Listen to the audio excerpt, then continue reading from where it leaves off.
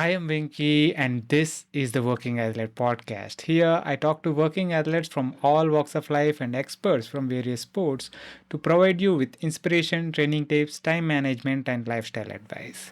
If this is something that interests you, please make sure you subscribe to the channel so that you don't miss any future episodes. Today's guest, MS SriRam, is a cyclist who also has worked in the bike industry for a long time.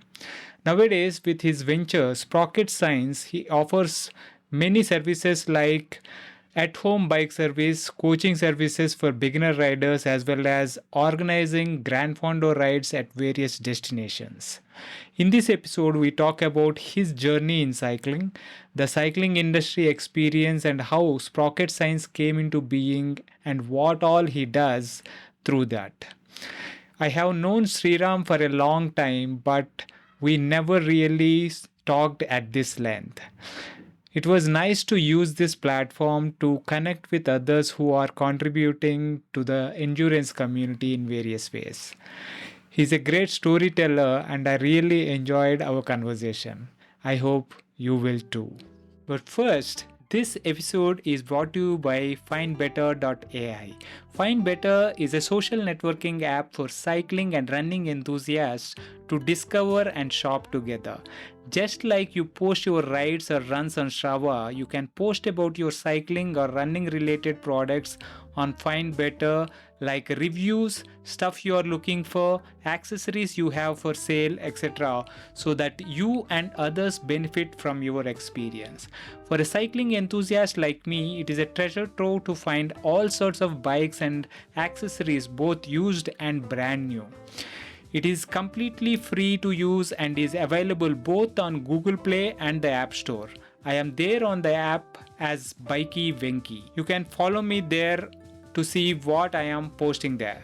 This episode is brought to you by The Bike Affair. If you are in search of a one-stop destination that caters to all your cycling needs, our today's sponsor, The Bike Affair, is the perfect place to check out. I have known the founders of The Bike Affair, Krish and Gokul, personally for nearly 15 years now. In fact, my first century ride was with Krish back in 2008. They are both exceptional human beings and entrepreneurs that believe in providing exceptional service to their customers, and it shows. With over 14 years of experience, the Bike Affair has established itself as a trusted source offering honest advice and exceptional service. They are offering a special treat for the listeners of this podcast. You can enjoy a 10% discount on your first order by using the code BikeyVenky on their website. So if you are in Hyderabad, visit their store in Kondapur, or if you are anywhere else in India, shop online by using the link thebikeaffair.com. I will leave the link in the show notes. Now, enjoy the podcast. Hi, Sriram. Welcome to the Working Athlete Podcast. Thanks, Vinky, for inviting me here.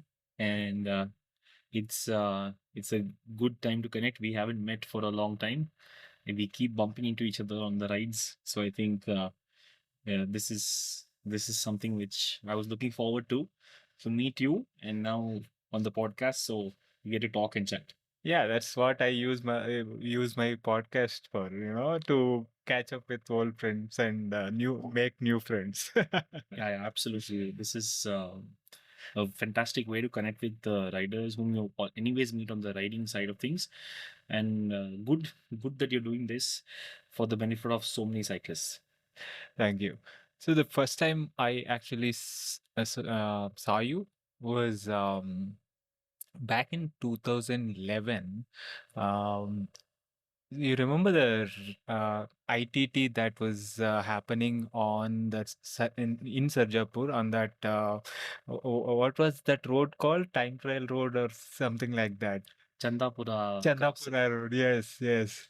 So it was Feb 2011, I think.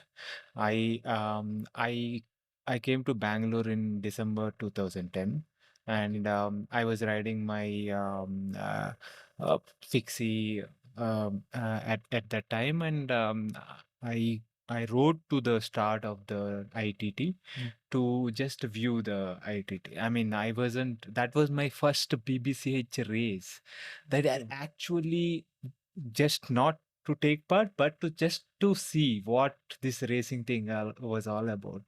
So that's where I saw you. I saw Naveen Raj, Samim Rizvi, and a lot of, I mean, the Venkatachalam, Dalam, and all these guys, and that was my first introduction to actually, a concept called racing, and that BBCh was. I think it was the third year of BBCh, or I think so. yeah, around that time.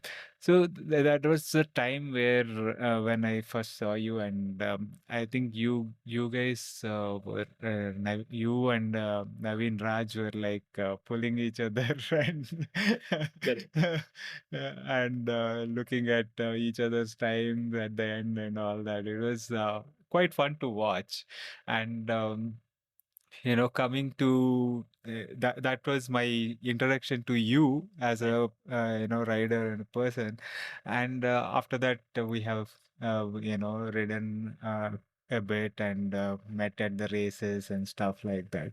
Yes. So I want to kind of uh, get an get your perspective, as in start with your beginnings as with sport. What was your relationship with sport growing up? Uh, so when I was in the school, I was very far away from sports. I wasn't part of any sporting, any activity. Forget sports. So I think sports was keeping quite a long distance from me, and I was keeping some distance from sport because I wasn't moving. And but then I kind of I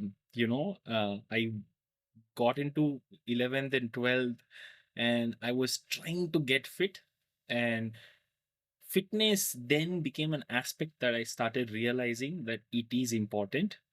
And because of that, um, I tried aerobics firstly. Okay.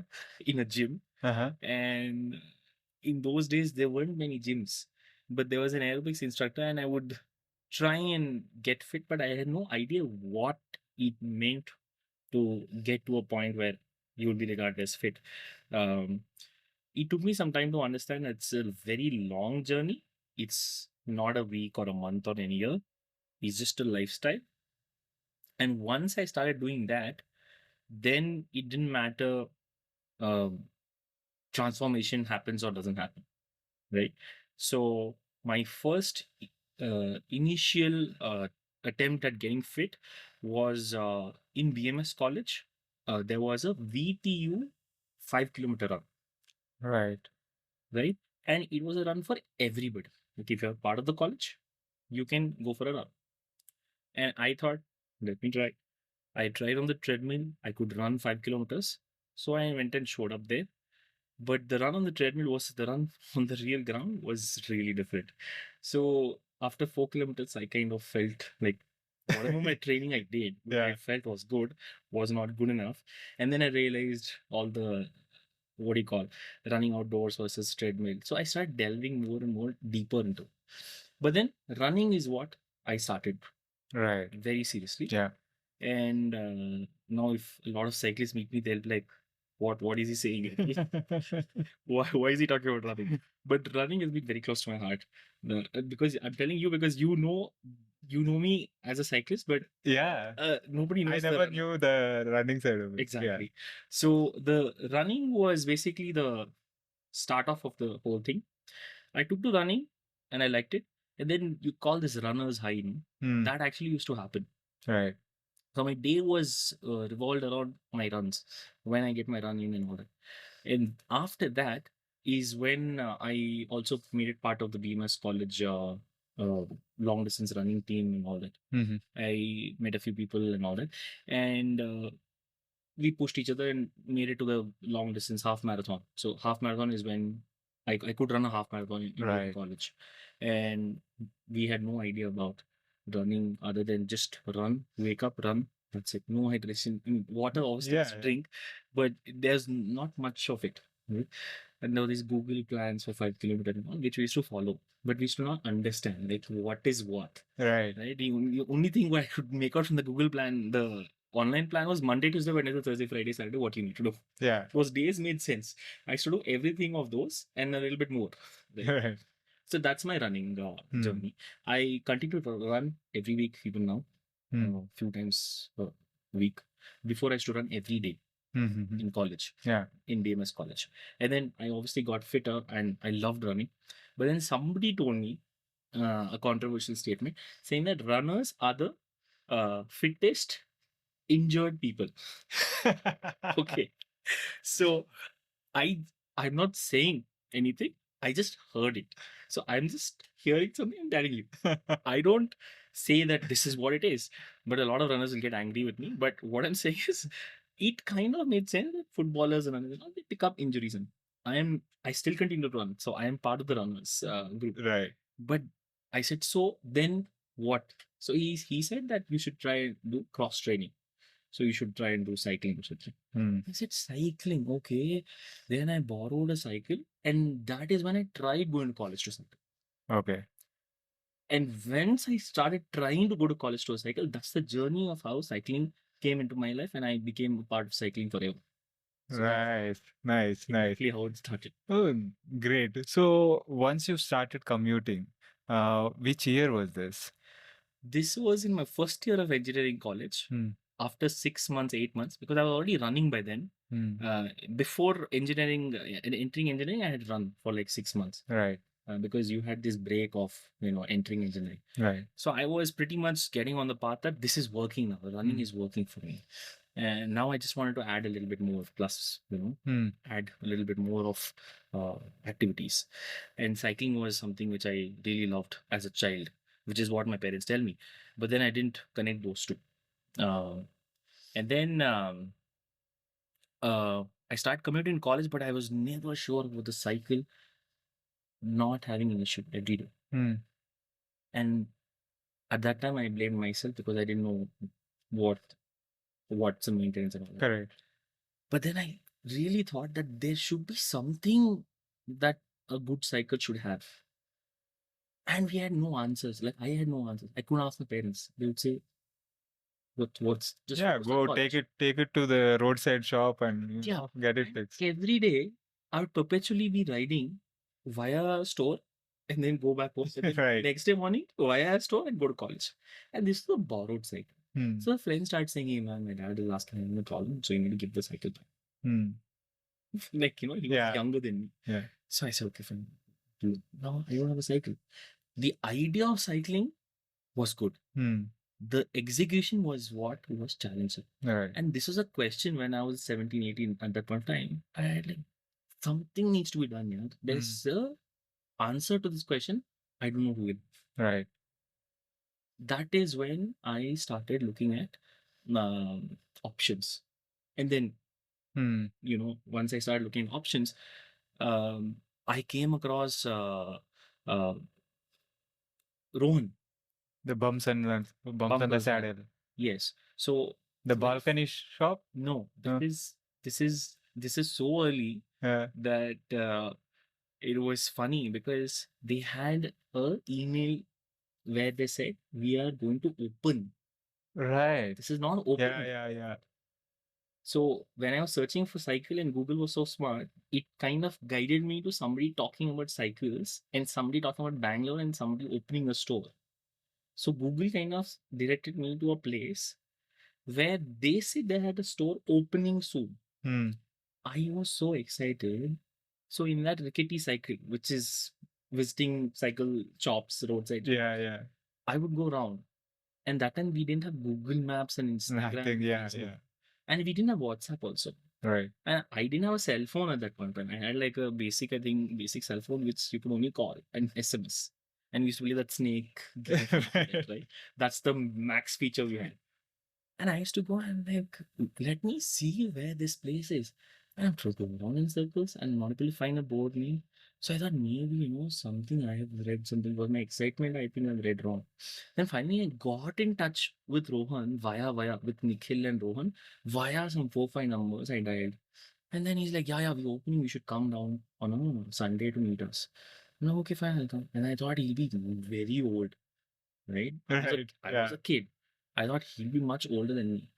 And he was like, just like me or slightly older than me, right? Right. Yeah. He's older than me still, Yeah. but you were all both of us young. And then he said, just go take a ride of a trek. So I said, yeah, it was a big deal. Like 4300 or 3700? 4300 hadn't come. 3700 was the one which had come, right. and that was really expensive for us. Okay. Yeah, obviously. It was 13,750, Yeah. which is nothing right now. Right now, yeah. But Of course, because every other bike that we had, cycle that we came across here was like 2000, 3000, maybe like some gear cycles in Hero and all, maybe 4000 kind Yeah. of thing. Right? So it Yeah. was almost 4 times cycles at that point in time. Yeah. So if you look at it from that perspective, it was very expensive. I still feel it was expensive for me. Right. So the joke was, he said, go for a ride. I said, okay. And then I said, 1 second, hold on, how much is it? Then 13,000. I said, no, sorry, I trust it. I'm going to keep it back. I'm sorry. Anything happens, my dad will kill me. So he's like, what's wrong with you? Just go for it. I said, no, I mean, I'll take my permission for it. I was not a scared child. But the money on and that bike, and you're not even like looking at that because you had a motorcycle which you could use. I had a Bullet 350 handed down to my dad. He was very generous. He handed it down to me. And then I'm like, wait, I need to take approval from my dad, make a call, and then I'll come to you next day. He's like, no, don't be stupid. This come for I'll come with you. Anything happens, I'm there. So it was, I was confident riding a bike. And then I was not expecting to just accelerate so fast. And then and this is like the first time experience for a person in Bangalore, I would say, like first, how many people would have experienced? Yeah, from a rickety cycle to, the something that just rolls very smoothly, right? In Bangalore, we didn't have that kind of cycles. Yeah. Bangalore, India, rather. Right. So this was like a complete whole, those questions which I told you about. Is there an answer for not visiting a mechanic shop every ride? Right. This bike. That was yeah. So for me, it was a eureka moment that this is the bike that can support my cycling endeavors and aspirations. Whatever it was. For me, that time, the biggest challenge was getting from home to college. Yeah. And back without having to think, okay, my brakes are not working, my wheel is going to come off, all of that, right? Right. But it answered. And it answered on how, which we can talk. Yeah. Exactly. So you went to the bike shop that was going to open. Basically met Rohan and took that test ride. When did you end up buying one? So it took me the two parts to it. One, Yeah. I had to convince myself. Right. And that happened, I would say, first 50 meters. Right. But this bike is worth the price. Correct. Second part of the puzzle was, can I shore up funds when I have a motorcycle and I need to justify it? I don't know why, but always this calculative thing in my head is always on. The calculator is always on. So people tell me, oh, you try to, save money. I said, no, for me, the fun is in calculating what's the money and what's the calculation, right? So it's not about making more money or saving money. For me, it's about calculating how it goes about. So I started calculating and it went up my dad to pitch. It was like my pitch to him saying, we are spending so much on the fuel of the motorcycle into so many days. This is the amount it comes to. The cycle is costing this much. Okay. Smart. So and my dad was like, okay, this is like, you're not going to use it. I said, no, definitely, I have a plan to also justify this. I said, I have a plan. Like, I'm going to use it so much that you'll be surprised. So he said, okay, fine, just go. If you think so hard. He trusted me with my decisions. Mostly, always, he's trusted me. So I said, cool. So mom was like, yeah, good, go ahead. And then I finally bought it. Like, I pestered Rohan to get it. He got it. It was early days, so they didn't have stock of bikes. Right. You have to basically order it so that they can get get it. Maybe give a bit of advance down and then order so that they can order and get it. Yeah. And also, there was the first time in my life where I saw frame sizes, which didn't make any sense to me. Right. I was like, frame size, oh, it's going to be more expensive. The large one is going to be more expensive than the small one. So that's when I thought, no, he's like, man, come on, it's the same. So I'm like, cool, then it's okay. Because, and then I started riding, and I loved the riding so much that college was an excuse to ride the bike. Yeah. Okay, so I thank classes in BMS college and all the teachers and everybody. I had an opportunity to ride the bike. So imagine how much I'm in love with the bike. And I used to wear a helmet then. That was my first time on a cycle that I wore a helmet. But touchwood, every day since I bought the Trek, I have been wearing a helmet. I haven't ever gone on a ride without a helmet on. Right. Never. Yeah. It's thankful to my mind that I'm not forgotten. Hmm. Otherwise, I would be going to some beautiful place and missed riding. Right. That I always have done. And great fun, yeah. Commuting in the city in Bangalore those days, 5, 6, 7, 8, 9, all 4 years, 6, 7, 8, 9, all 4 years I commuted every day to college on the cycle. Every day. Brilliant, brilliant.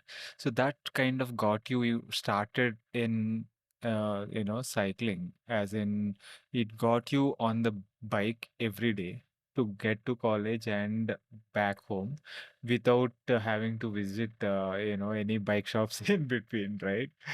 But now, when did this competitive stuff come into the picture? When did you get the road bike, and when did you kind of start riding more for beyond commute? So it happened all by chance. I had no plans to become an athlete in college. Running, yes, I became an athlete because I think mostly the college guys needed a person to fill up their teams. They needed like 6, 7 people for a cross country team for a BMS. I made the cut because a lot of people were not running at those times. Even now, so sports participation is very low. Right. So I was, I said, anyways, I'm running, so I'll make a part of it. I made the cut. And to be honest, in my BMS college day, I mean, in the running group, I was pretty fast. Okay, I was not the slowest. That's one. Right. Yeah. So that kind of motivated me to also look at slightly differently now from those sports and me being far off. It kind of made very natural sense. Cycling, I actually wanted to use the cycle more.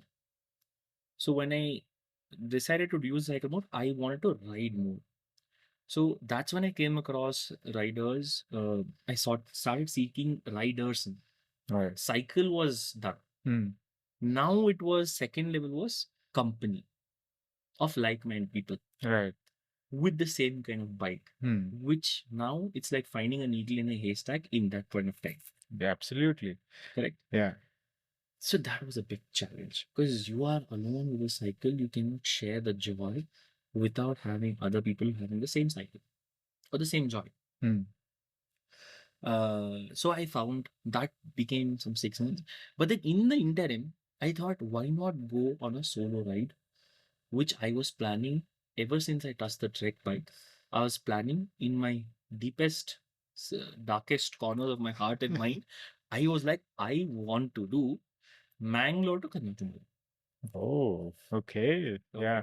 This was I don't know from where. It's just a thought. One fine day, I thought, bike is there.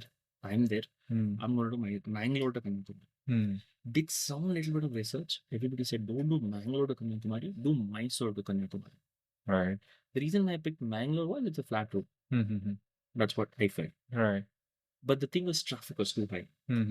Okay. And there was no Google Maps then to guide you. I had a book that I was going to refer. All of this was planning end to end was by me. The idea, the planning, grassroots planning was by me. The training also was supposed to be done by me. And for that, whatever mechanical skills you wanted, that also I was supposed to learn. All of that was kind of in the pipeline for 6, 8 months. The rides to colleges were part of the training. Right. Right.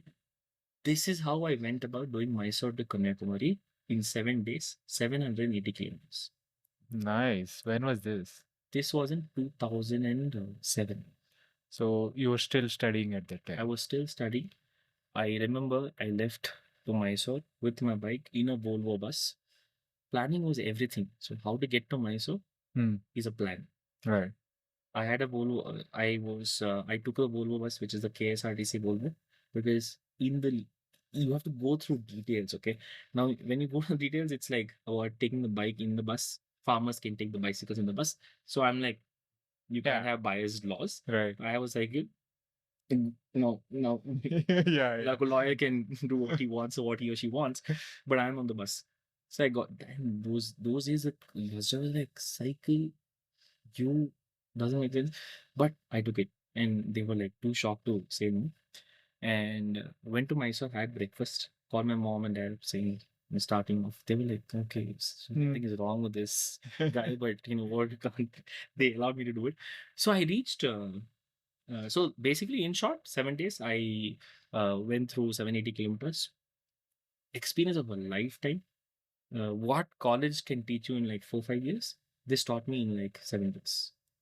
Amazing, man. So, as a college student, uh, one thing is, you being confident and planning everything, and your parents saying okay, and then what were you carrying, with you? It's kind. I'm assuming it is a self-supported ride, right?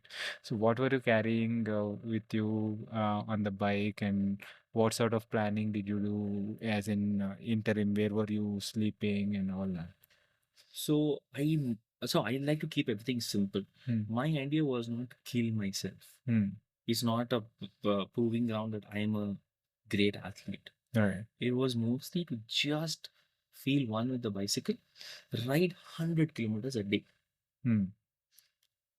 And the planning was that you will go from Mysore to the next point, which is not too near, so that you need to end up doing a lot more in the later days.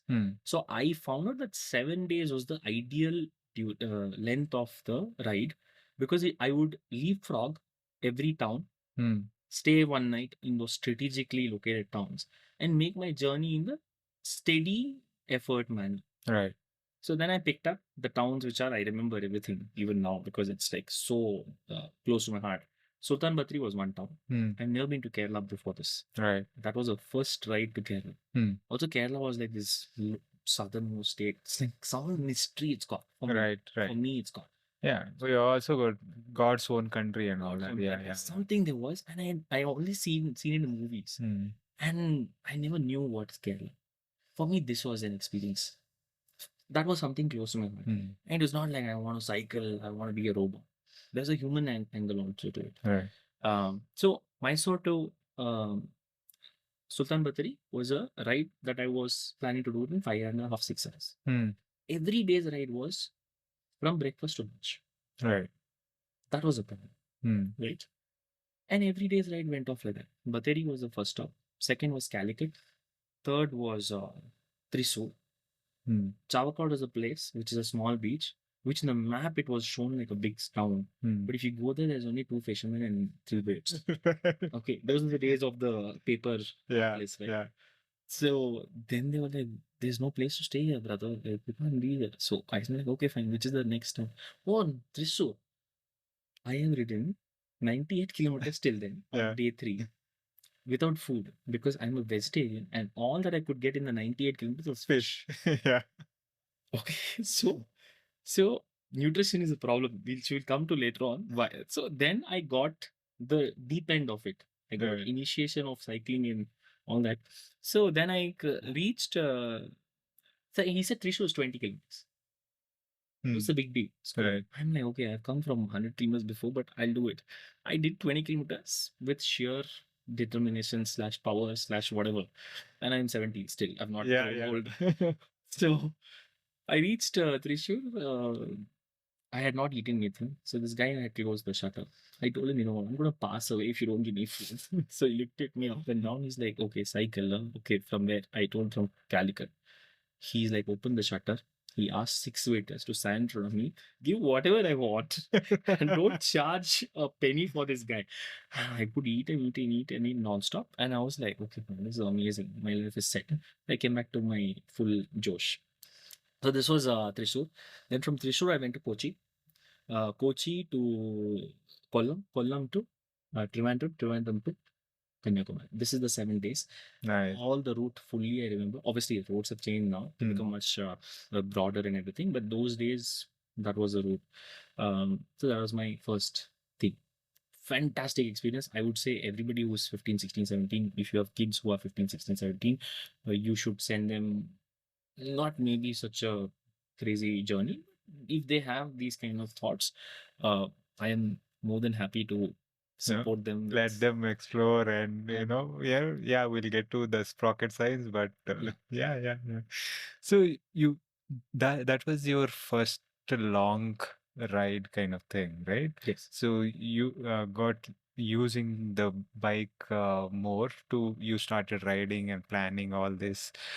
So when did this get into uh, uh, get into the transition where I saw you racing at BBCh?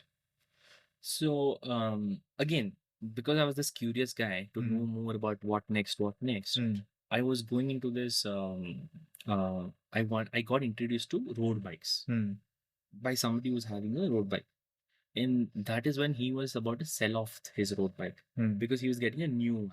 Right. And that's when I bought it, and that was costing 45,000 rupees.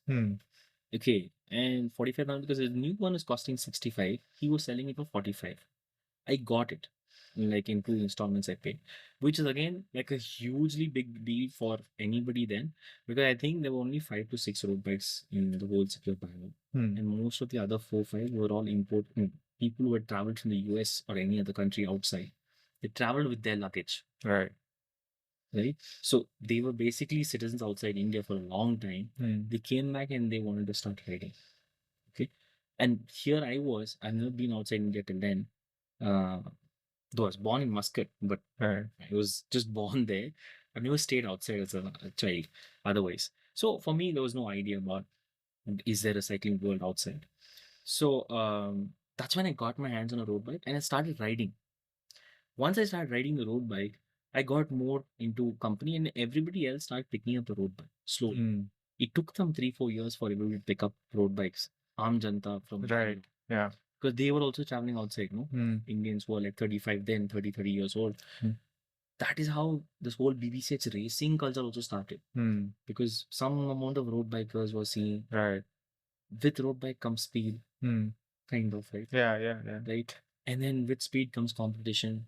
With competition comes more competition. That is how BBCh started. Right.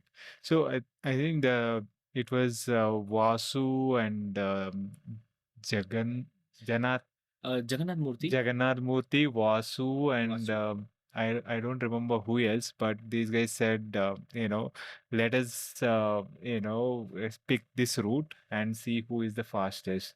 Yes. I guess that is how the first BBCh race started. Yes, it was basically a call to action of getting together. Right. Come together.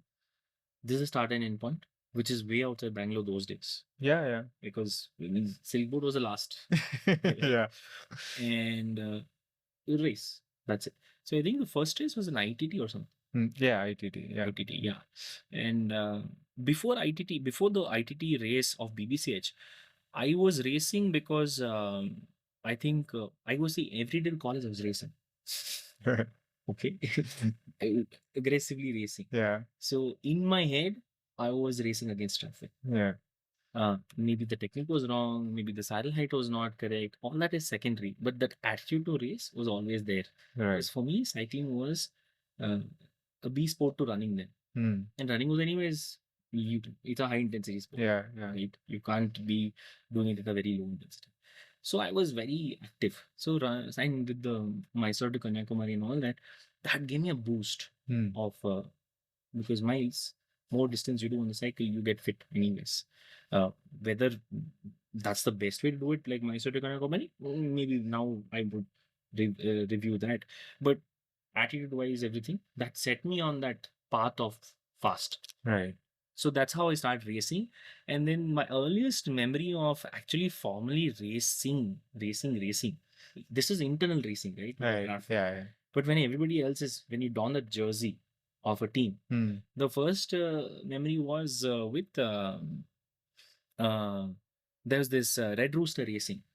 Correct. Yeah. right? And I was not part of the team officially. Hmm. There was so then because of that, I kind of was the B rider or the C rider, unofficial kind of support rider. Red Rooster Racing.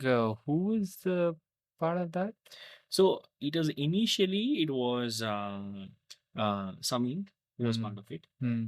So I was riding alongside, Hmm. and then with that I started riding more and more with him. He was having another road bike with him, Right. and then that's how I started riding more and racing for Right. farther. Right. After that is when I wore the Kynkyny Wheelsports Correct. jersey, right? Correct. So that was Yeah. the first official team in India. And Correct. Red Rooster was not official. Hmm. Red Rooster was like, I'm just riding because I'm fit Hmm. and having the time, because I was in college, I had the time and I could ride. Yeah. And that gave me fitness, Right. and that gave me a lot of understanding of the road bike. Hmm. And then Kynkyny Wheel Sports was like a formal thing where Correct. Correct. I took the speed as a very important part of the riding skill set, right? And that is when I started really loving the racing part of it also. And it was good fun with a lot of young riders. What I was also young, everybody else is young. We were racing, we were having good fun, and it was very competitive. And then when you think that you're really fast, there comes Loki from behind. He's like, "Chalo, chalo, chalo, let's go faster."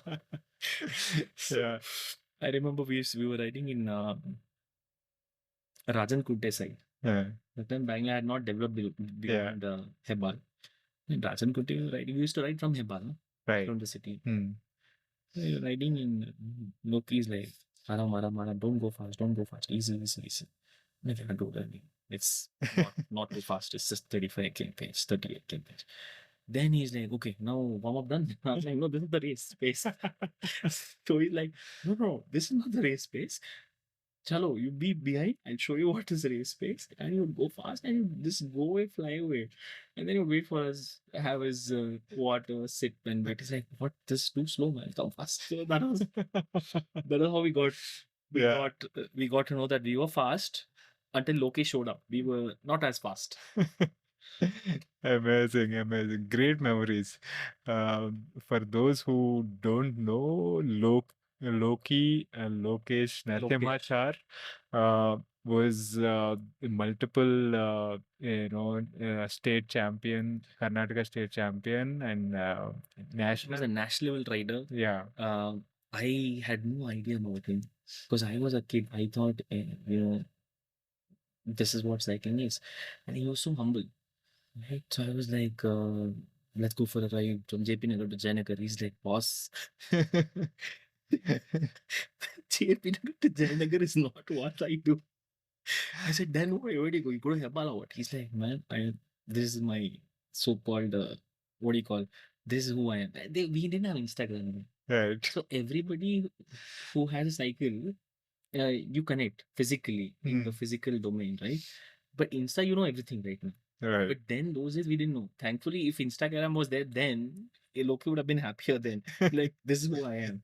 So then it took me some time to understand that, you know what, this guy is some seriously strong rider. Yeah.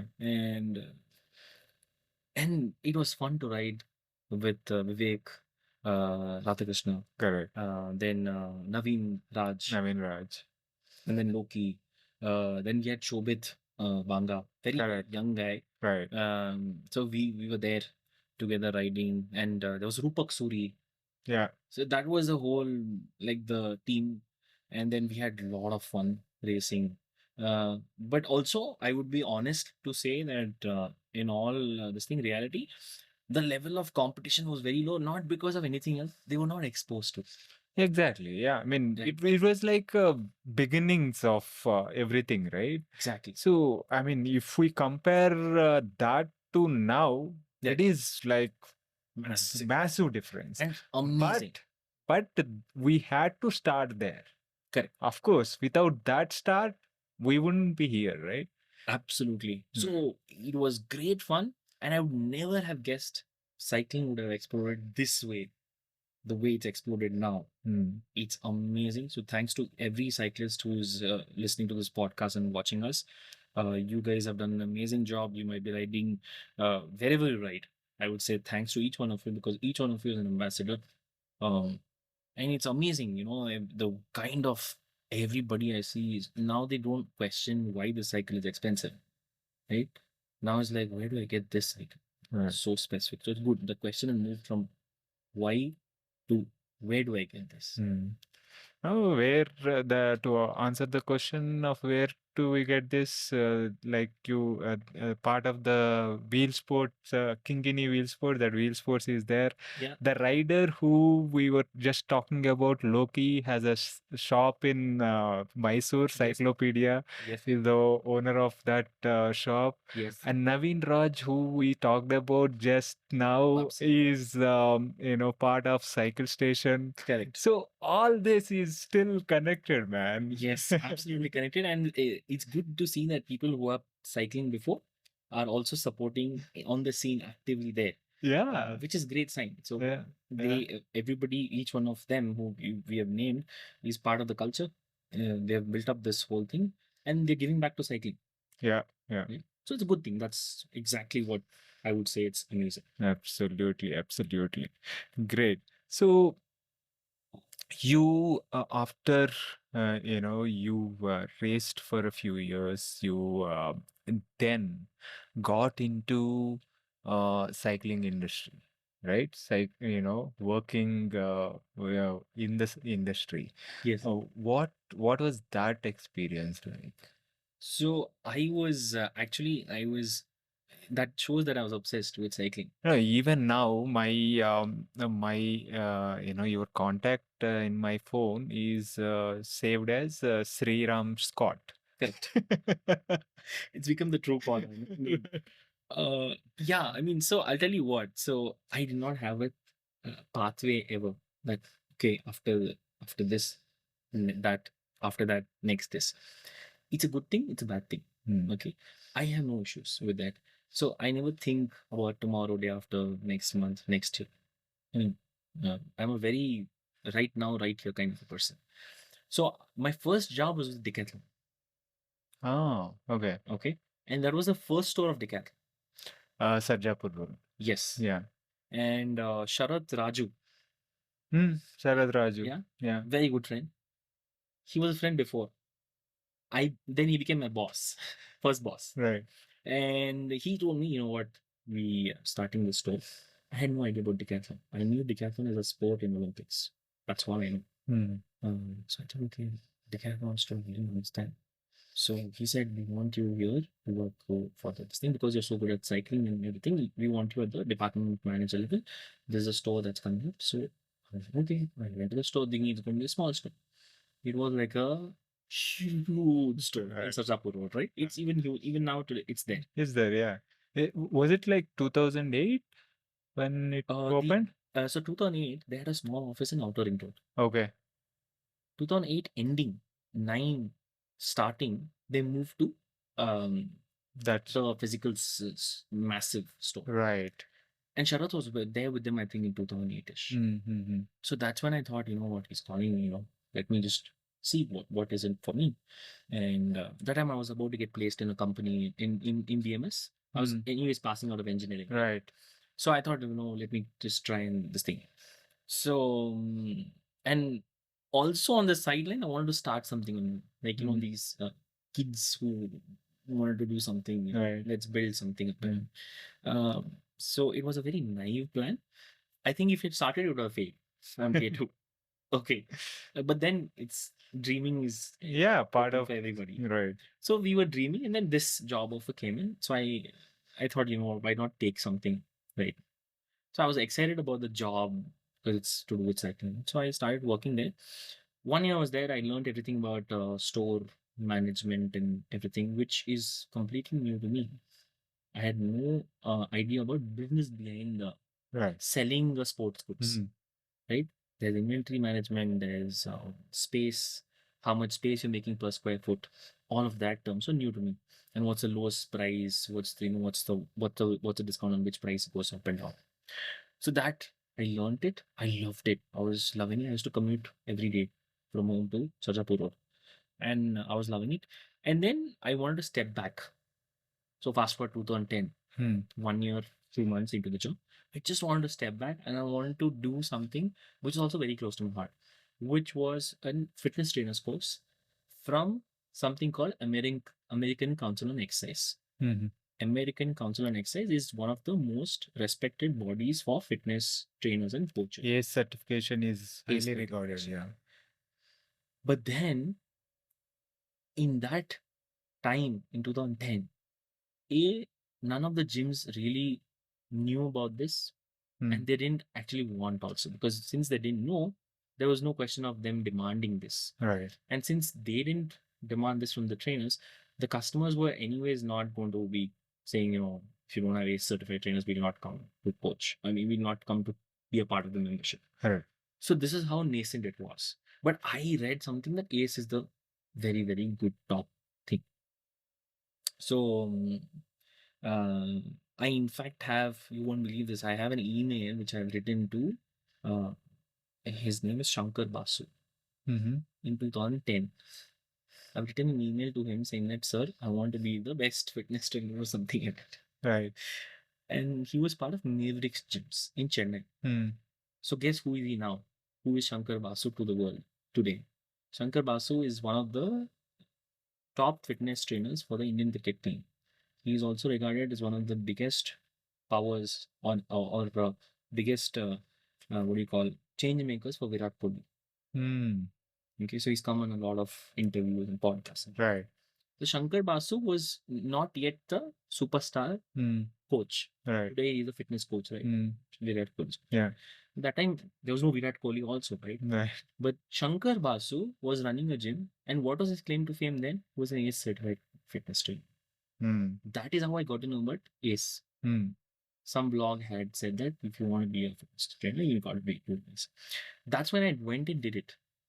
And it was a very tough exam for me to pass because I underestimated how tough it would be. And the exam hall had minus, I think it had like close to 2 degrees or 3 degrees temperature. I don't know why. It didn't help. Yeah. Because you had limited time and you need to go through. So I think the exam is similar even now. It's quite tough. The English level is also very high. So a lot of the people who attempt, if their English is not super high, although the concepts are very good, English also could be a hurdle there. Okay. So it's not only because American council is mostly they're English oriented. Right. Questions can be very heavily influenced by language, also hardness. I do not find that as a challenge, but a lot of people don't pass because of that reason. Okay. So, and it's expensive. It was then about 12 to 15,000 rupees to take one attempt, which is quite expensive, thinking that there was no clear-cut pathway for fitness coaching as an industry then. Correct. Now, obviously, there is. Yeah. But I still did it. And you know what? I took a train to Bombay to write that exam. Wow. There was only one window. Center. Yeah. One center, one window. You write it, money upfront. You fail it, you write again. 3 times you write and you don't pass, too bad. I think that was the rule then. You might want to take the course which is easier to pass. Yeah. So that was, I wrote it and I was pretty sure I was not going to make it. I came back home dejected, thinking, this is not going to happen. But then I got that.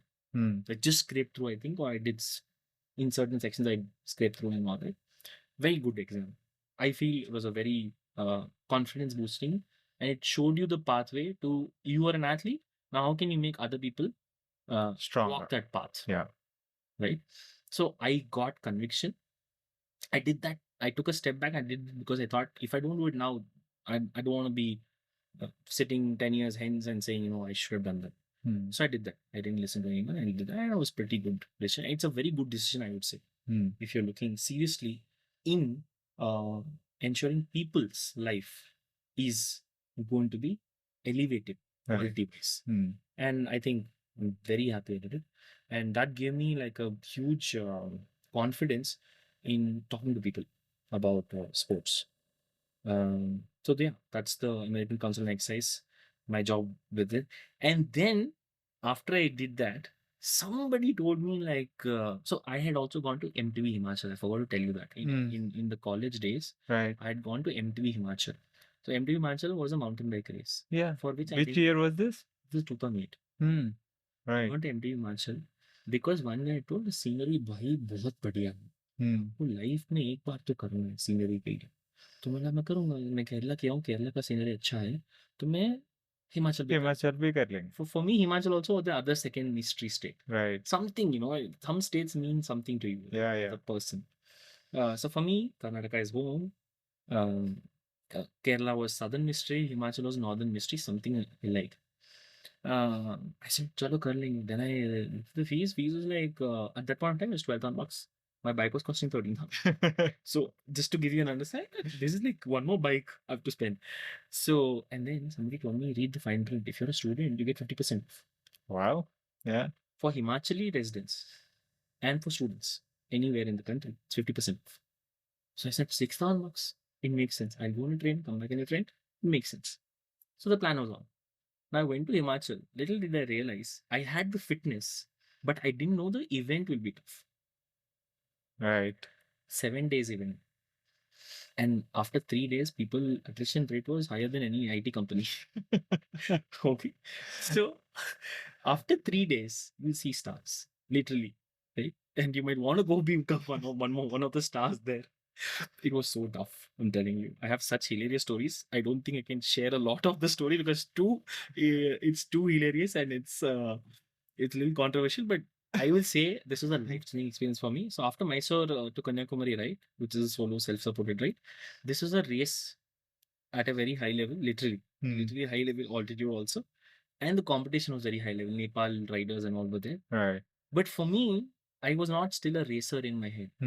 But MTB Himachal made me the racer because I was going behind these army and these Indian Air Force guys.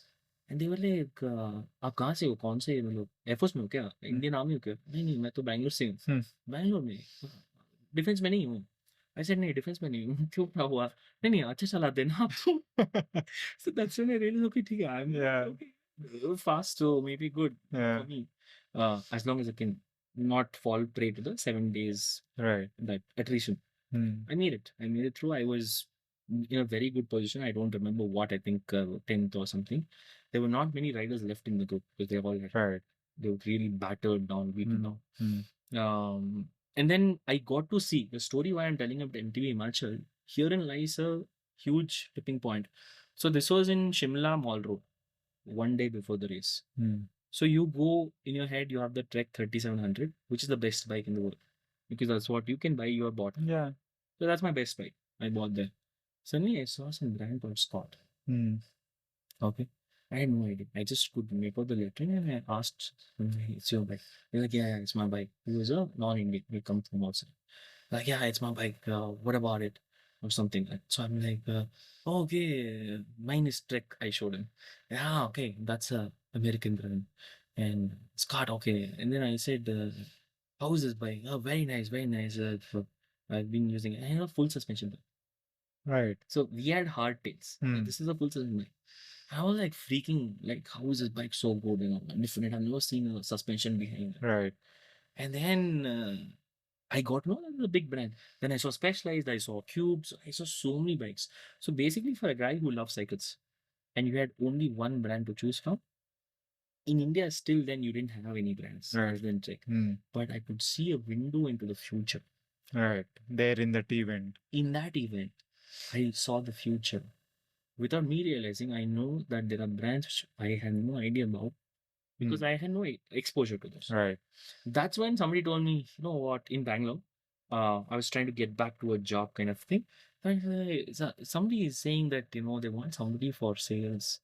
I don't know what you're saying. Let me remember. I said, what is it? Just tell me, like, what brand?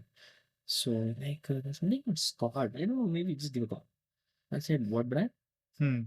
He said, Scott. I said, okay. I know what it meant. Yeah. He was saying, like, some, I don't know what, I don't know. It's written Scott. Let me just check the card or something. So once I got to know Scott is on the cusp of coming to India, I called him. I called him up. I said, boss, you know what? I love the brand. So I was talking like a customer with the brand. Right. So the person on the other end said, chill, send us a resume. We'll call it. That's the standard response to say, of course, yeah. We're not hiring you, right? Yeah. So I'm like, okay, fine.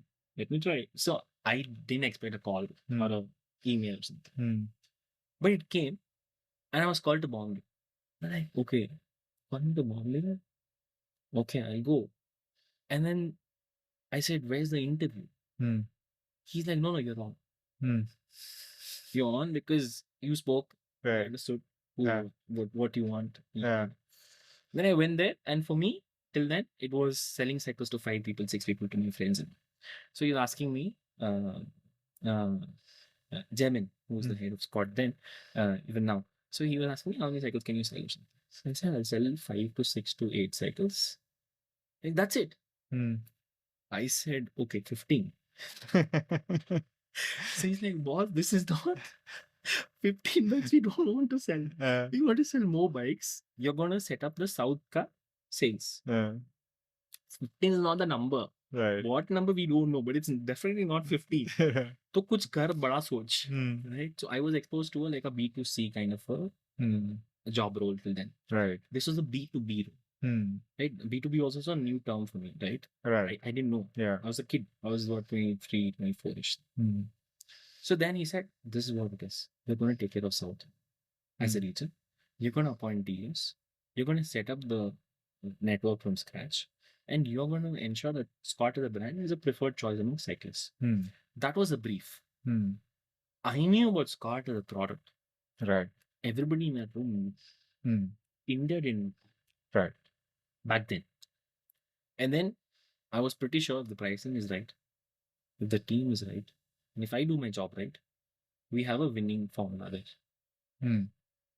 And God bless, thanks to everything falling in place, it was a fantastic 3 years. First 3 years was sales. Dealers were not taking us seriously initially because they did not have the customers or the mind space for us. Right. Right? Because they were busy selling like 5K, 6K, 8K bikes. Selling a 20K straight away, 25K, 30K bike was still a quite a tough road ahead for them. But a lot of them saw the future.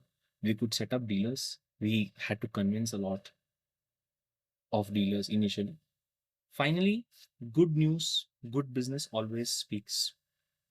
It speaks volumes quite literally. Right. So you get more volumes, you get more sales. People say, "Oh, aap ye bech rahe ho, ye bech rahe ho."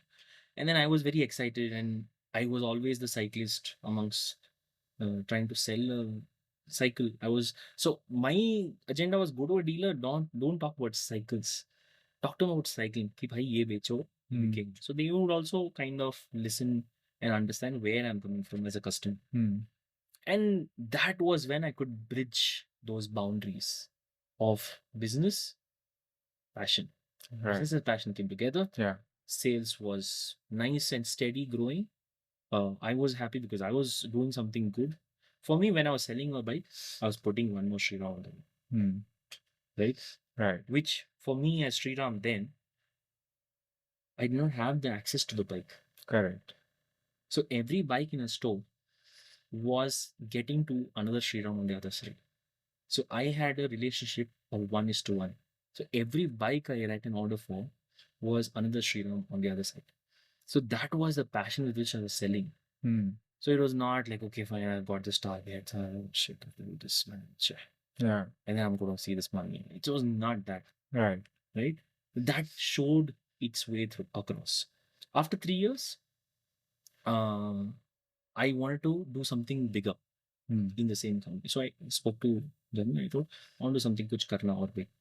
So then that is when I got the opportunity.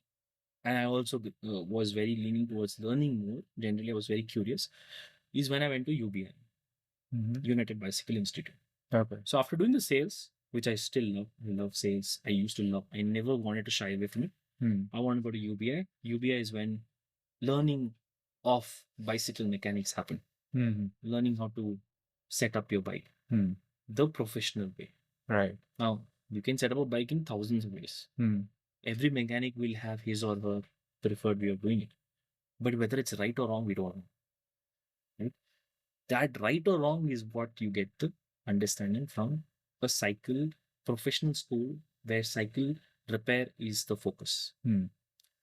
The focus is on ensuring your safety, the bike safety, the the focus is on ensuring quality of repair job done the right way, and customer satisfaction. All these four things is what makes a mechanic a good bike mechanic. Obviously, experience is something which you learn with time. Right. You can't expect a good mechanic to be born with experience. Yeah. It's a process that It's a learned skill also, right? it's an acquired skill. It's a knowledge, and then you practice that skill Right. over and over, you get better at it. Yeah. Right. So I was actually having on the flight to US, I was actually thinking, you know what, this is far beyond my abilities to deliver that excellence. What I was, you know, like put challenged for. But then I came back with more confidence. Then I went into it. Came back, and my job was to ensure the after sales service for customers. So now my job was to again make the SriRams happy. Right. The first set of SriRams for 3 years, 4 years were sold their bikes. The same set of SriRams in the world who have bought the bikes were to be made happy because their after sales service had to be taken care of. That is also part of a cyclist's experience, right? Right. If you have a bike and if it's not being tended to, looked after by whosoever, by Right. yourself also it's a problem as a rider, by the dealer also it's a problem. And if the dealer has questions which he or she is not able to solve at that level, they need an escalation matrix. In India, when we were there at that level, at that point of time, there was no clear-cut understanding of where does this ball go up the chain, right? So I did not have a precedent of setting up an after-sales service support system for a dealer. Right. In India, I'm talking, because I have not stayed outside India for them Yeah. in those times. And that's when I was tasked with complete innovation, ideation, everything, and always discussion and understand what's the fundamental challenge in front of a dealer. It was timely service, timely spare part availability, and the spare part availability is bike specific. And not all spares are bike specific. The drivetrain is all Shimano SRAM. Right.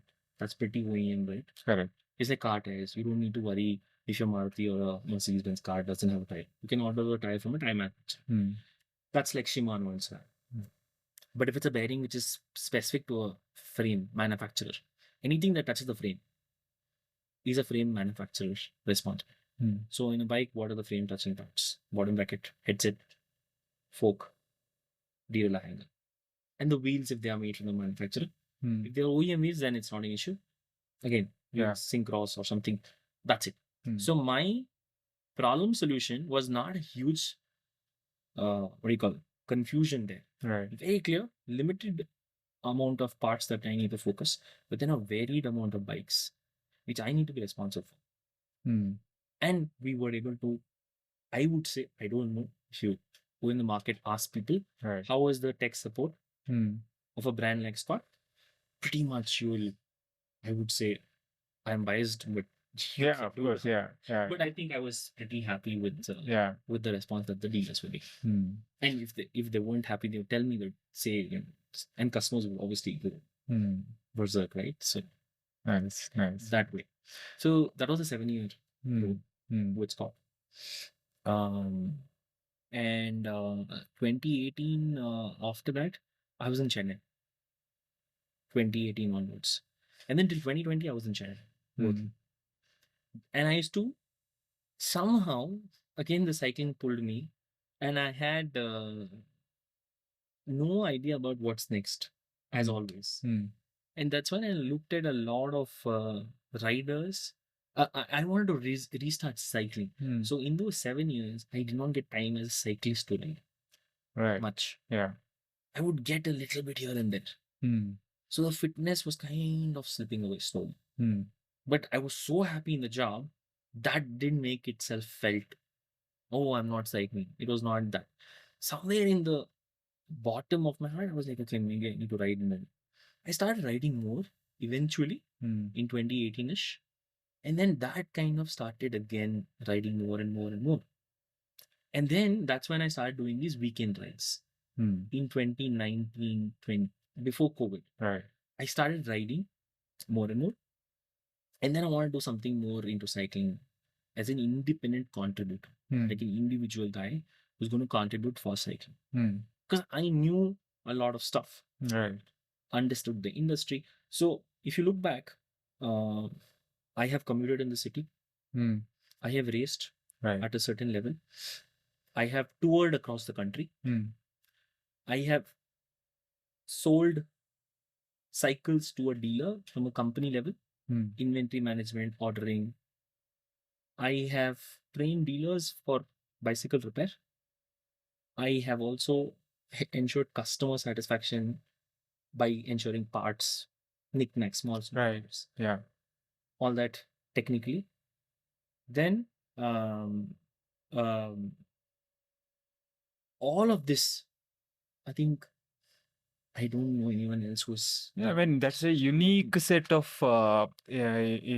skills, right? Together, uh, I mean, we uh, even a bike, Yeah. if it is made from a certain frame, Correct. and it is having certain parts, and it is all these put together Yeah. makes it unique, right? If it is, all these experiences that you had as a, someone young touring, someone Right. commuting, to then racing, then to working in the industry at various levels, at various these things, all these kind of put together makes you, right? That is the uniqueness that Right. you bring to the table. You might have put many Srirams out there, but there is only one Sriram with these unique set of experiences, of course. Correct. Right?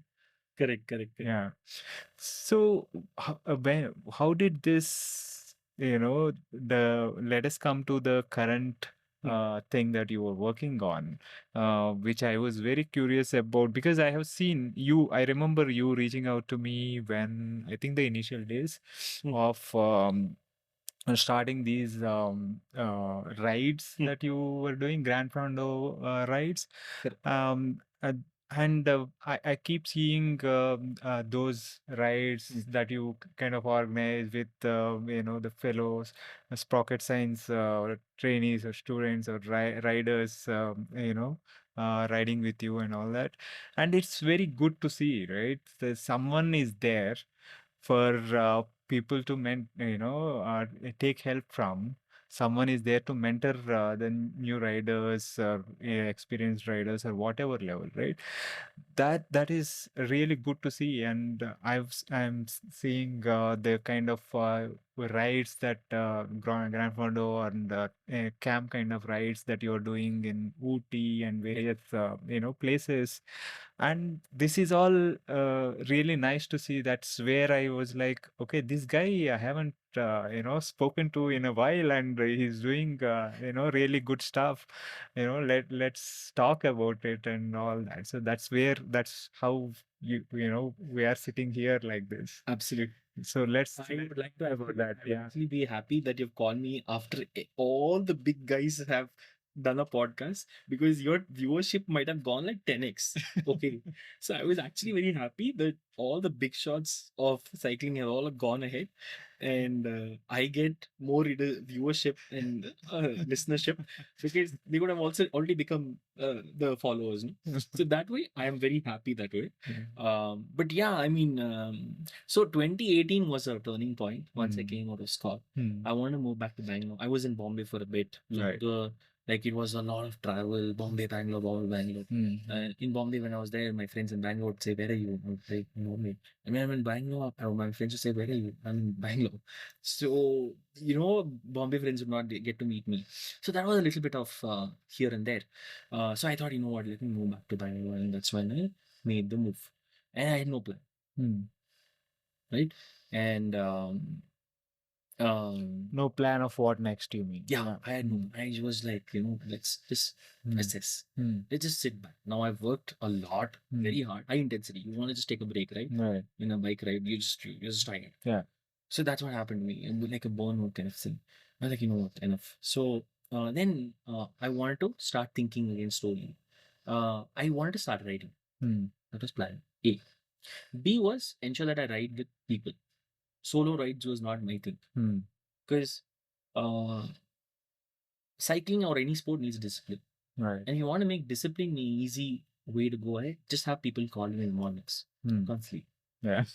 Like a cheat code. Right. Like I want to sleep, but four friends are calling me. Where are you? We're waiting for you. No, if you commit that to show that okay, we are starting this ride at 6:30 at the Decathlon or at Steam. Obviously, you're not going to tell, oh, I'm not riding, I'm sleeping in, and right. Yeah. So you kind of, it's a very good way to kind of force yourself into discipline. Yeah. That was my primary motive, to get people together so that they will push me, because I know I'll slack.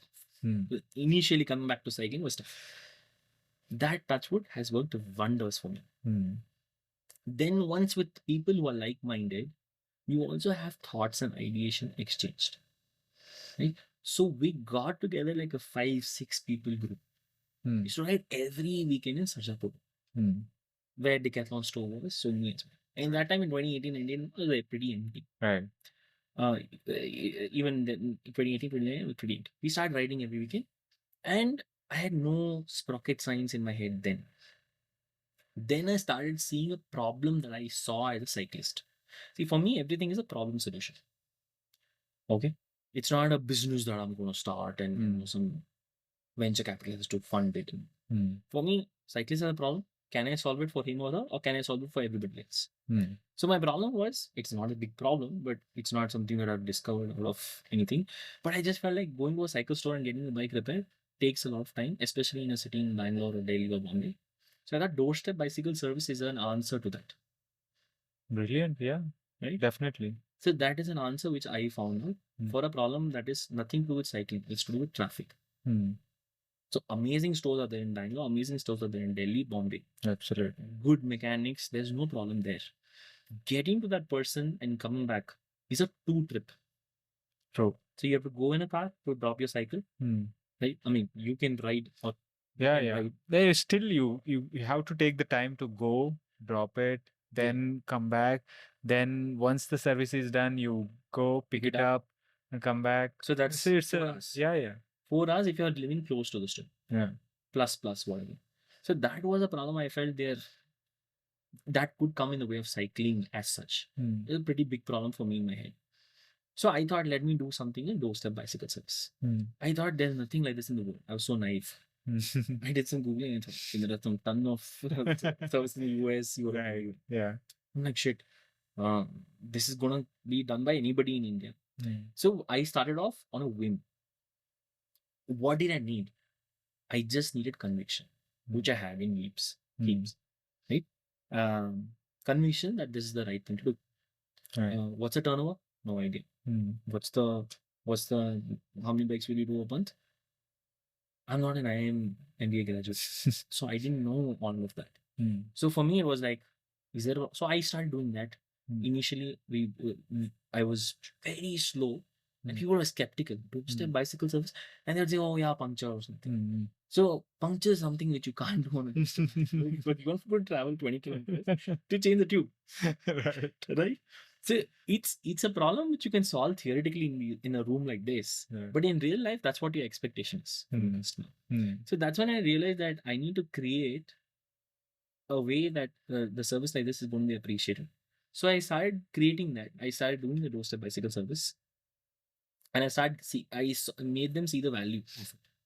The riders felt the value, and then they were also very, very happy that they could talk to a person. They could see the bike getting repaired. They could talk to a person who can give them that dose of what you can do with your cycling. You have the cycle ready now.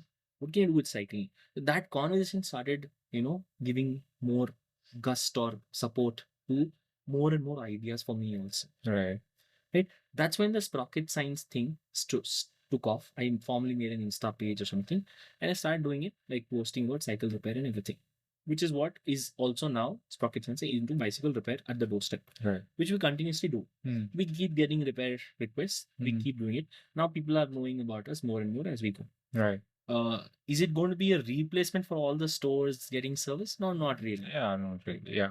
That was never the case. It was a subset of a problem, traffic problem. Correct. That is going on. Then what I also wanted to look at from a cycling 360 perspective was I actually looked at myself in the mirror and I thought, you know what, I should actually be also helping a lot of riders get better at cycling from a technique perspective. It was not that you work with me, I'll make you faster. Right. It was never that thought. For me, the thing is, can I make you lose less speed by adding technique? Two different approaches. Right. I can go faster by putting more power, but I am talking about relatively less experienced riders, okay, who have not been on the state level, national level Right. side of cycling. Yeah. For a state level, national level rider, you're not going to talk about not to brake in the downway. He or she will know pretty well. Right. Right. But if you were to talk to a guy who's, let's say he's bought a road bike last night, his anxiety is slowing him. His or her anxiety is slowing him or her down. So my coaching is to make that 18, 17, 16, 20, 21 kmph rider end up somewhere higher. Right. Now, is it 30 kmph? We don't know. That, the discipline, the determination, conviction in the coach's idea, pathway, will determine that. Right. It's not going to happen in a day. Right. So for me, that was the coaching. My coaching call as a coach, as a cycling coach, was, am I A qualified? I thought I was. Yeah, I mean, you have the experience, over the years, right? Correct. What else is the qualification? I didn't want to take up anything that I was not qualified for. Yeah. So I thought I was qualified. B, is there a need? Do people want this? I thought that was also there. C, what am I bringing new to the table that other coaches aren't? That was something which as I defined, for me, it was not about making an athlete who was at 35 kmph go to 35.1. That's a great amount of effort, by the way. Yeah, of course. From 35.1 to 35.2, 1 decimal point higher, it's easy to talk.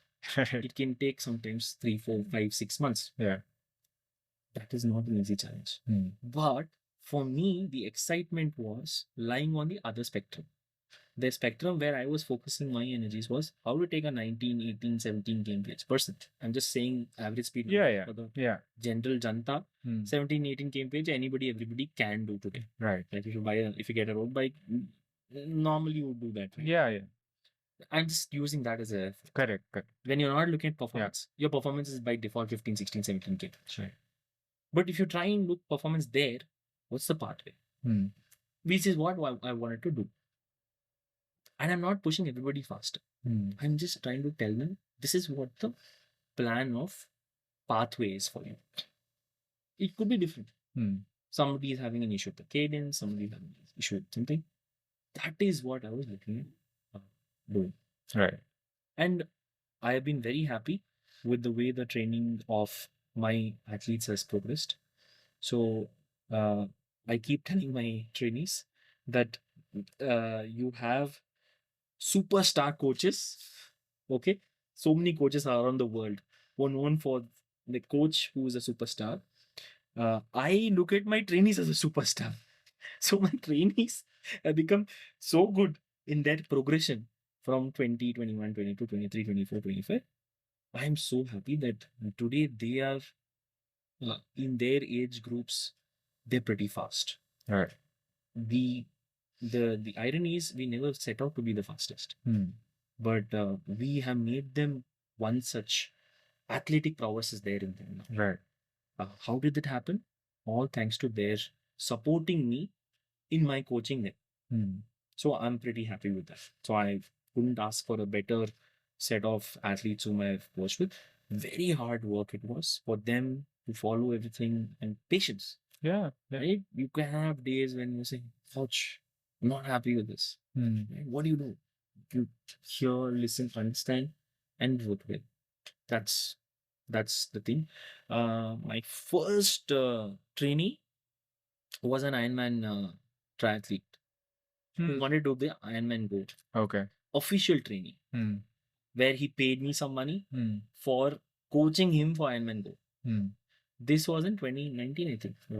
First. Right. First Ironman. I'm getting confused. 2020, there was no Ironman Go. Yeah, 2019 was the first. 2019 was Yeah, the first. yeah. So he came to me in 2018 December, Hmm. wherein he said, Sriram, I'm asking you to coach me. Are you ready for it? Hmm. I'm like, okay, yeah, but what do you? I'm ready to pay you. You tell me what's your price. Hmm. I said, okay. Have you decided which coach, everything? He said, yeah, I've shortlisted 4, 5 people. I met all of them. I'm meeting you also. I'm going to go ahead with you. I'm not sure about you. Right. Because a lot of people say, you're not been doing coaching as such. Hmm. I'm not sure about it, but I'm going to give it a try with. So he started with me. That's how he started. Hmm. But I was a coach in my head before that official coach label. I was coaching, impromptu, like Right, right. just telling something, I do this, do that, do this. Yeah. But not a formal thing. Formal thing took me a little bit of time to understand, okay, I need to give a workout plan on a Sunday. It can't be on a Tuesday. Right? So it can't be like a phone call, yeah, I'll tell you what needs to do, and I will not tell. But touch wood, I've been disciplined. My trainees would thank me, like, I've been disciplined, guys. Just wherever you are, I mean, you should be. I'm pretty much disciplined giving them the plans. Right. Not an issue because I take their training very seriously. Hmm. But he went on to do very well. Hmm. Arun Balakrishnan is the triathlete whom we're talking about. He did it in like 6:36. Nice. Yeah. It was his first half Ironman, Hmm. and he was 8 months into cycling. 8 months. That's very good. Yeah. 8 months into a cycle, road bike. He did it in 6:36. I'm pretty sure that was the time. I think 6:36 or 6:38 or 40 or something. But it was definitely 6:40-ish something. And he was very happy with the whole thing because everything was planned. What bottle you'll have. So I am a holistic cycling coach. I need to know what bottle cage you're going to use and why you're going to use them. Right? I need to know what brand of bottle you're going to use and why you're going to use it. If you have an answer and if you can explain to me that, I'm very happy. I need to see that. I'm not going to ask you these questions day one and intimidate somebody, but I want to know if you're using tires, what tires and why. What's your tire pressure? All that I'm hands on. And the only thing that I believe I have the support of my trainers, wherein they could choose other coaches, right? They would stick to me is because of I want to ride with them more than they want to ride with me. So I like to ride with my trainers. Right. So therefore, I don't take anybody outside Bangalore. It's a problem, but it's a good problem. It's okay. Yeah. Right. So it's not a great thing to say, but I can't do justice to somebody sitting in outside Bangalore. Right. Yeah. Because I'm not happy with my coaching then. Right. So it's a very weird kind of a take on coaching. I feel physical in-person coaching is what works for me. Yeah, I mean, different people kind of work in different modes, and this is something that works for you. That's good. So you also kind of do these camps and Granfondo kind of the rides outside. Right. Ooty and Right. destination kind of Right. stuff. So how do you what's the thing with that, and how do people approach you for that? So the idea was to ensure that first the coaching continuation was every weekend there was a ride. It's a group ride. Right. It's not that every weekend you're asked to do something like a drill or just come for a ride. Every ride will have some amount of coaching happen. Right. And then I saw these trainees of mine, they were absorbing a lot. For me, I was happy. But then I also wanted to ensure that for me, inward, I was thinking as a coach, what is my duty as a coach? Okay, fitness progression, good. That I should do, right? They should get fitter. They should get stronger on the side. The third point I thought for myself is motivation. Now, I can motivate them. I can be a life coach also. But my sense of motivation was platform, right? What does a dancer train for? For a concert. What does a singer train for? For a live performance. What does a cyclist train for? for a platform to showcase the cycle. Right? Now, what are the platforms already there before we discuss the next platform right now? Right. Platform is already there in Bangalore, in India. Racing. Yeah. Is the- BBCh. You're paying it. Yeah. One of the best racing platforms is bar. Right? It's the simplest thing a racing person can do. Yeah. What does he or she need to do? He just needs to show up. Show up and race. Fantastic platform. I love that. Bar, BBCh, amazing. That is what has really supported cycling. Today I am here because of those platforms. Absolutely. I mean, the kind of motivation that something like BBCh and Bar and all these community events give is amazing, right? They get people out to the door, trying to maintain that motivation to improve their performance and all that. Yeah. Absolutely. And thanks to you for that. You are amazing at that. You should do it for as long as you should. You can. You should. Thank you. I pray that this is going to get bigger and bigger. Thank you. Thank you. Incidentally, it's been 10 years. Next, we are recording this on in June 2023, July 2013 is when the first bar race happened. Feels like yesterday, no? Yeah, For me, exactly. Pretty hard work. Yeah. I mean, 10 years. When I started it, I never thought I'll be doing this for 10 years. Amazing. But, it's going on, and we are recording this on Saturday, and tomorrow there is bar race. Super. Yeah. So actually, I love that platform. The other platform that I saw, which is already in front of me, like an example. So BBCh bar is there. Other platform is Breve. Right. Random. Correct. That was an amazing platform. So I am looking at, from a coach's perspective, what are my trainees going to choose? They're going to choose one big mountain, which is a racing mountain. There's another big mountain, which is a endurance, Breve kind of. Yeah. Which is also a race, by the way. Yeah. Because if you don't make the cutoff, you don't make the cutoff. Yeah. So it's, in a way, it's a race. It is. Yeah. Right? It's like it's a different, mentality. It's a different skill set, both physically and mentally. More mentally, I would think, because that is like, yeah. So now I thought about it one day, is what if a cyclist wants to neither race nor go for a super long endurance ride? Like, it's not everybody's cup of tea to ride 400 kilometers, 300 kilometers, or 200 kilometers. Right. Like, today, if you ask me, can I ride 200? I'll be like, I need some aid stations on the way. Okay. Yeah. So not everybody's got that fitness all through the cycling. So fitness regularly. So I wanted to make cycling a little bit more accessible from a rider perspective. Racing is very good. It should be there. It's going to grow. It's the right thing. Breve, super successful, amazing. But there's a bridge that I want to create between these two big mountains. Bridge of choice, wherein I can do this or that, but I also need to do something in the middle. That was how rides that were not races. You could say it's not entirely true. Somebody wanted to outdo himself or herself. It's a race with himself or herself. I mean, there are people who make every group ride a race. So that is the. I know. I've been seeing that. So, yeah.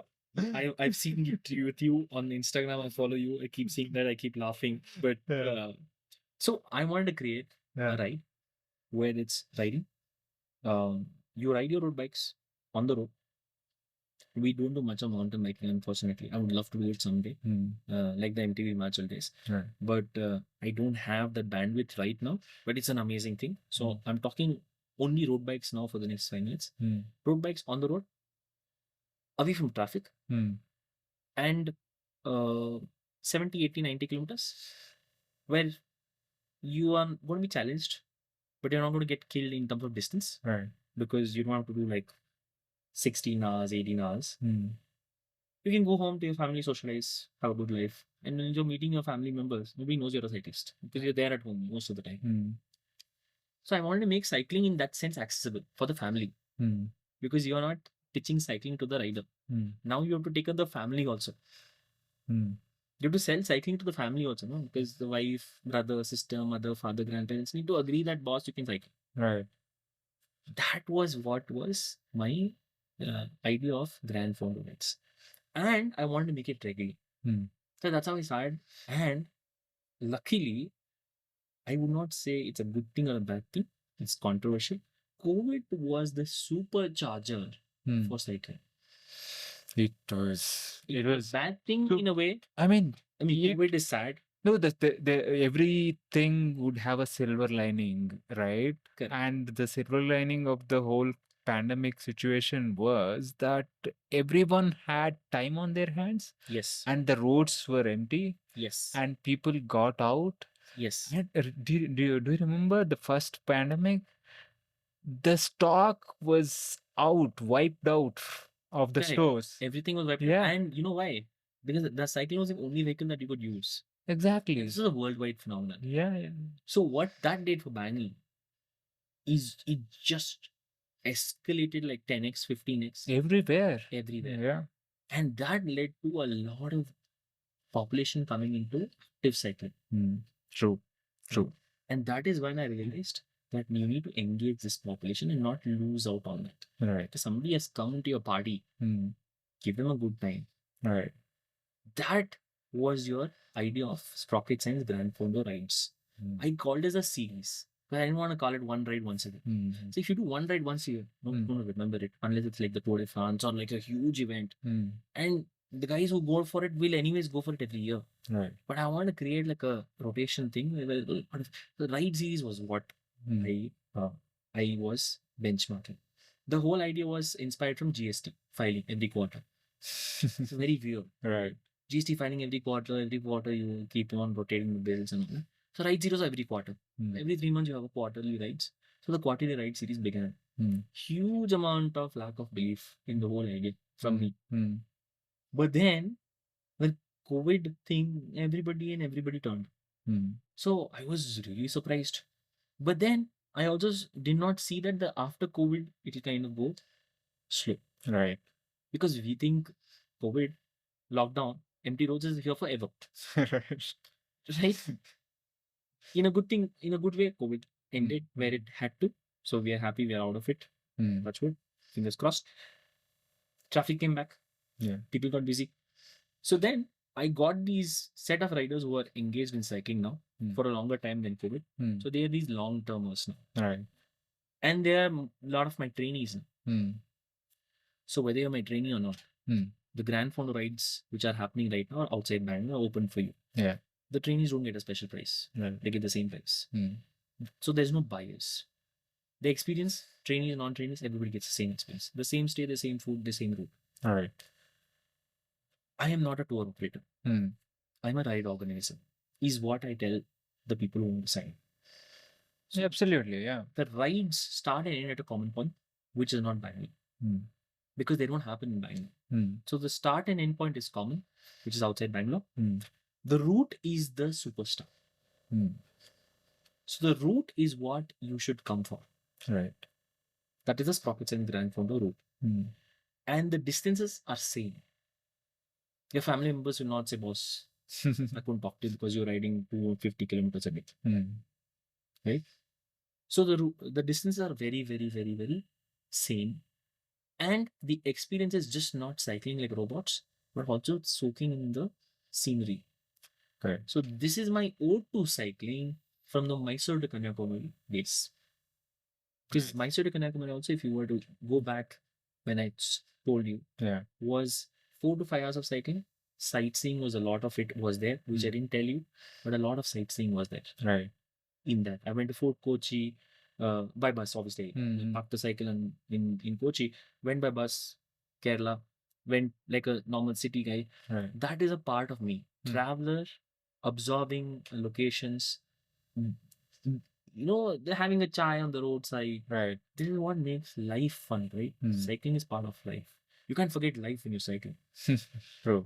So for me, I want to make that as the pitch. The route is the superstar.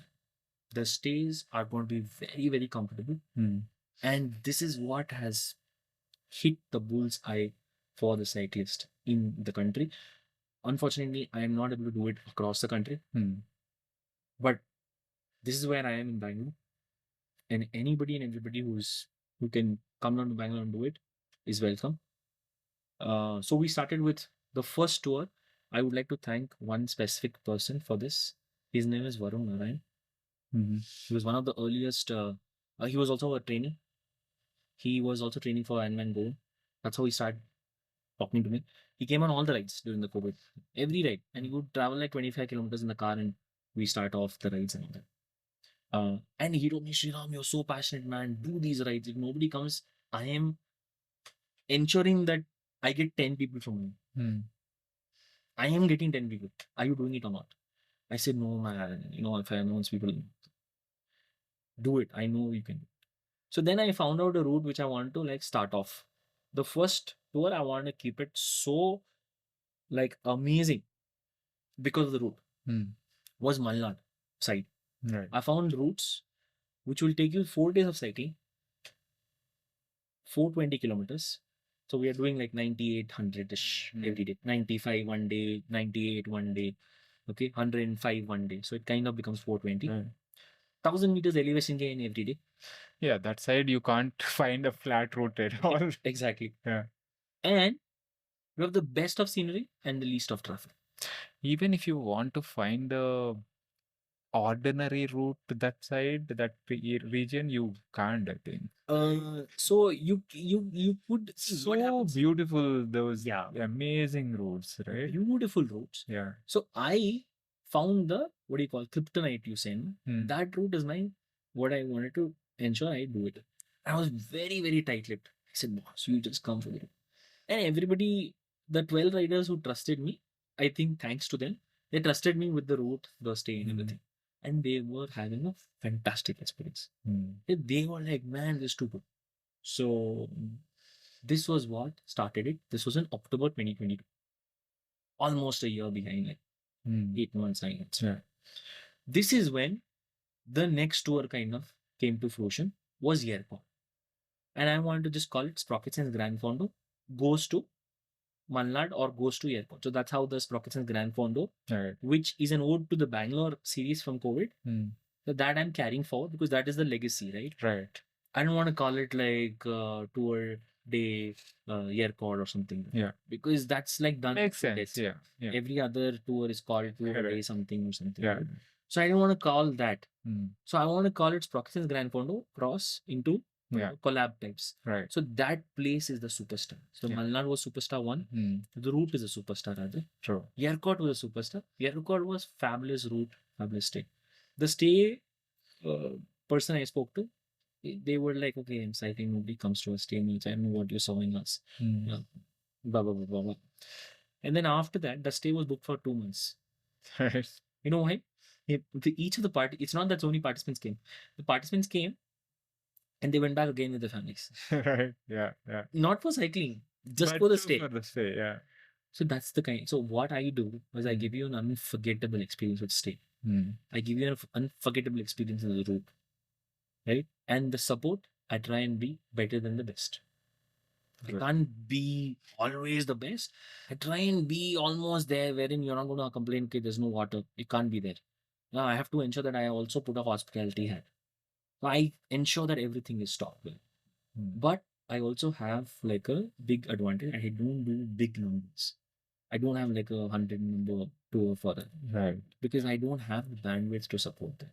Right. So there I kind of draw a limit. So now after Aircord, we did Kolli. Kolli was super successful. Everybody loved it. And a lot of these rides, they have limited numbers. So instead of having huge numbers per ride, I have smaller numbers but multiple batches. Correct. That's an innovative thing. Makes sense.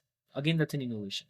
There is, you get variety, you get the repetition, Yes. then you can repeat the Right. frequency can increase. Correct. You can try more and more new places, Exactly. and And there's exactly what I want to share with you, the cyclist. yeah, I, as a cyclist, want to share with you, the cyclist, right, is what I felt when I was 17, 18. yeah, The new place. Like Kerala was a mystery. yeah, For me, every place has got some mystery. correct. I want to share that. And I'm not going to do a map on Google and say, okay, let's go from here to here. This sounds good. I go there and I breathe that route. Right. Every speed breaker, I check. Every turn, I want to know whether it's safe or not. Okay. Okay. Little challenging. It's not that the route will be so hygienic and high. So what I mean to say is so clear that you will not have any challenges. It's going to be having its challenges. Yeah. I can't clear everything, but I'm going to ensure that the route is well, what do you call, well received. Right. Right? So after Aircord, after Kohli, again 2 batches of Aircord, 2 batches of Kohli. Malnad was one. 4 days we pulled it off. Fantastic. Aircord 2, Kohli 2. Then we did the Nilgiris, just like a 3-day thing. Again, fantastic place to ride in the country is Nilgiris. Yeah. A lot of people have done a lot of tours there, and it will keep growing. But for me, the challenge was to find a stay in the summer in a place like Nilgiris, which is Right. like Yeah. I don't know, Everyone will be there. Yeah. parties, and it was difficult for me to find this whole thing. I somehow made it happen. It was not a plan B. It was very well scripted. Everything went in place. We had zero issues. So I was lucky because with Nilgiris and summer and peak season and no traffic is what the route was. Yeah. So weather was very kind to us. That was again 2 batches. The next one is Kodai. Kodai is June 23rd, 24th, 25th. As of now, 1 batch. The number of riders is 15 to 16. Nice. Fingers crossed we should be closing out restrictions in the next 2 days. Okay. But that is going to be an epic route. The stay is also going to be very, very, very beautiful. So in all of these Gran Fondos, the common thread is route to the superstar. Stay is extremely well placed, well location, service is very good, and small group, but a very cohesive group is what you can find. Like-minded cyclists. Again, every pedal stroke, you should have max bang for your buck. So if you're riding 75, some riders ask me why aren't we riding 100. I said, I can make you ride 100. It's going to go through traffic. Right. So the point is Sprockets and Granfondo love cycling. Sprockets and Granfondo hates traffic. Both of them don't go together. Right. That's the only idea with which every rider is kept. Nice, man. That's beautiful. I am really pleased to see you, see your passion intact from the day I have seen you, and I can see that it is only growing, and more importantly, it is spreading to others. Right. Thank you. So I am very happy to see that. I wish you all the very best with the Sprocket Science. May these Gran Fondos may grow. May these may the passion spread to more and more people through Sprocket Science and you. All the very best for you. Thank you, Venki, for this opportunity. It's been fantastic talking to you about cycling as always. And I would also like to take this opportunity to share a few of my supporters. Lot of people have supported me, right? It's not fair for me to come over here and talk about cycling and not take their names. So in no particular order, I'm just going to from my memory, I would say I'm thankful to Akash, okay, Sharat, Raju, of course, Varun Narayan, I already spoke to you about, Anuradha Chari, who's all of these are group riders who've been there, part of the Sprocket Science group from 5, 6, 7, 8 years. Ramkrishna Puranam. Then there's Kedar Thakkar, who is a trainee of mine, but also a very good friend. And we know each other from past 3, 4 years now. Then we have Geeta Krishna, who's another trainee, very good friend. Vinod Narayanan, you know him Yeah. very well in the Ironman. Right. He Vietnam, right? No, I think Vietnam. Ironman just now, half Ironman just now. Oh, Vietnam. Yeah. Yeah. Um, we have Nikhil Steven, who has supported me in multiple ways. Small ways, they have all shown up for rides, supported us and everything. Um, yeah, I mean, these are the people I can recollect. RV, who's one of my oldest trainers, and other trainees, I just take names of them as Suman Banerjee, who just started training for TFN. So he's doing TFN this year. Suman Banerjee, Arun Desikan, he's one. And a lot of list, but this is what I can just remember. I'm thankful to each one of you for supporting me in your own small way, but it matters a lot that you've come for the rides, shown up, and just being good riders. Gaurav Aradhya also. And so yeah, that's it. So that's the whole list. There are a lot of people I can take names of, but they're the people who came closest to my memory right now. Yeah, that's it. Good, man. Thanks again for taking the time and all the very best. Thank you so much, and look forward to seeing you on one of the Sprockets and Granfondos. Sure.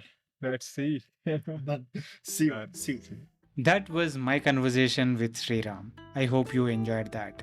If you are enjoying these podcasts and are finding them useful, please consider supporting the podcast by subscribing to it on YouTube as well as on your favorite podcasting app. Also, supporting the sponsors of the podcast is a great way to support the podcast itself. Thanks again for your continuous support. See you next week with another guest.